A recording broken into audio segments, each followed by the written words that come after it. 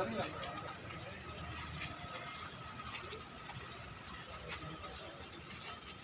गया ना, लग रहा मत।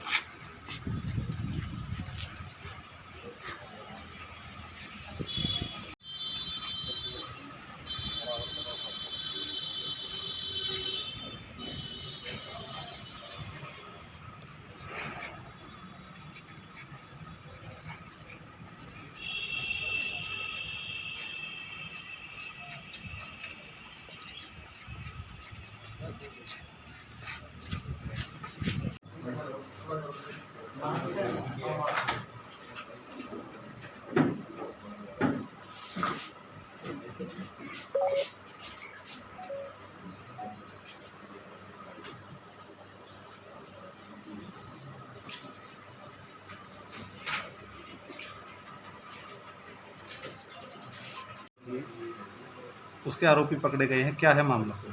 इसी माह की 5 तारीख को थाना लूनी क्षेत्र के सिरौली गांव के जंगल में एक वृद्ध का शव खेत में दबा हुआ मिला था। तो उसकी शिनाख्त बाद में हरिया के रूप में हुई थी। वो मथुरापुर मुरादनगर थाना क्षेत्र के रहने वाले थे और पता लगा कि वो अपनी बेटी के ससुराल आए हुए थे। उनकी बेटी का ससुराल वहीं सिरौली में ही था और हमने अपनी टीम को तुरंत घटना का अनावरण लगा दिया और जानकारी में ये आया कि इसके मृतक के देवते ने अपने 3 अन्य दोस्तों के साथ मिलकर अपने नाना की हत्या की है। सर, हत्या का कारण क्या था? किस वजह से हत्या की गई? हत्या का कारण ये निकल कर आया कि मृतक ने कुछ समय पूर्व 20 बीघा जमीन पास में बागपत में खरीदी थी। उसमें से कह रहा था कुछ ज़मीन हमारे नाम कर दो। इसी को लेकर विवाद हुआ और मृतक उनके साथियों के साथ मिलकर अपने नाना की हत्या कर दी। सर, क्या जो आरोपी हैं उनका कोई आपराधिक इतिहास भी है क्या उन लोगों का? आपराधिक इतिहास हम छंटवा रहे हैं। सर, कितने लोगों ने हत्या को अंजाम दिया है?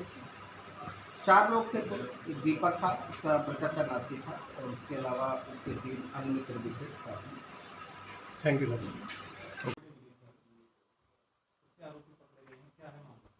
इसी माह की 5 तारीख को थाना लूनी क्षेत्र के सिरौली गांव के जंगल में एक वृद्ध का शव खेत में दबा हुआ मिला था। तो उसकी शिनाख्त बाद में हरिया के रूप में हुई थी। वो मथुरापुर मुरादनगर थाना क्षेत्र के रहने वाले थे और पता लगा कि वो अपनी बेटी के ससुराल आए हुए थे। उनकी बेटी का ससुराल वहीं सिरौली में ही था और हमने अपनी टीम को तुरंत घटना का अनावरण लगा दिया और जानकारी में ये आया कि इसके मृतक के देवते ने अपने 3 अन्य दोस्तों के साथ मिलकर अपने नाना की हत्या की है। और हत्या का कारण ये निकल कर आया कि मृतक ने कुछ समय पूर्व 20 बीघा जमीन पास में बागपत में खरीदी थी। उसमें से कह रहा था कुछ ज़मीन हमारे नाम कर दो।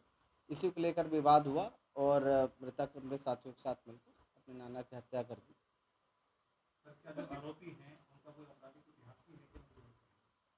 आपराधिक इतिहास हम छंटवा रहे हैं और जैसा होता है। 4 लोग थे कुल। एक दीपक था, उसका मृतक का नाती था और इसके अलावा उनके 3 अन्य मित्र भी थे।